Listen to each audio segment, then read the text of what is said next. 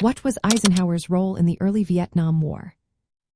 Have you ever wondered how the United States first got involved in Vietnam? The answer lies in the actions of President Dwight D. Eisenhower during the 1950s. His decisions played a key role in shaping early American involvement in this complex conflict. Eisenhower took office in 1953, a time when Vietnam was transitioning from French colonial control.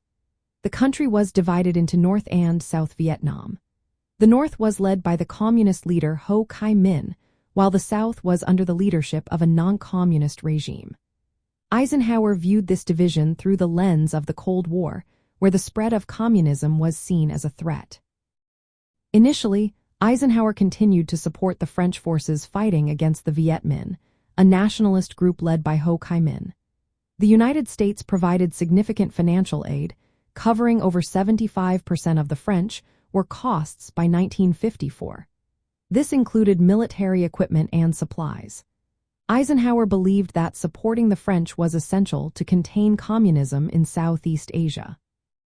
However, despite the pressure from the French for more direct American military involvement, Eisenhower chose not to deploy U.S. combat troops. He faced reluctance from Congress and allies regarding unilateral military action. This decision was particularly evident during the siege at Dien Bien Phu, where the French faced a devastating defeat. Following this, the Geneva Conference in 1950 led to the French withdrawal from Vietnam. After the French left, Eisenhower endorsed the establishment of South Vietnam as a separate state under Ngo Dinh Diem. He saw this as a way to create a strong anti-communist ally in the region.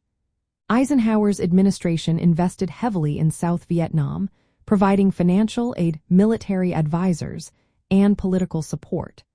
The goal was to build a stable government that could resist communist influence.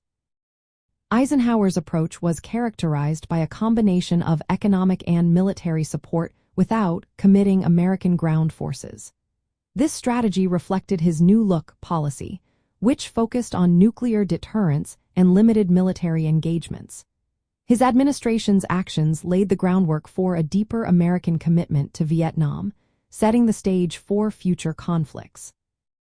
In practical terms, Eisenhower's role involved balancing the need to contain communism with the realities of domestic and international politics. He aimed to support anti-communist regimes while avoiding direct military intervention.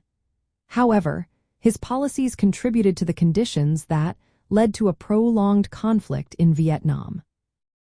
Eisenhower's legacy in the early Vietnam War is one of indirect involvement through financial and military aid. He sought to prevent the spread of communism but ultimately set the stage for a deeper U.S. commitment to Vietnam as a battleground in the Cold War.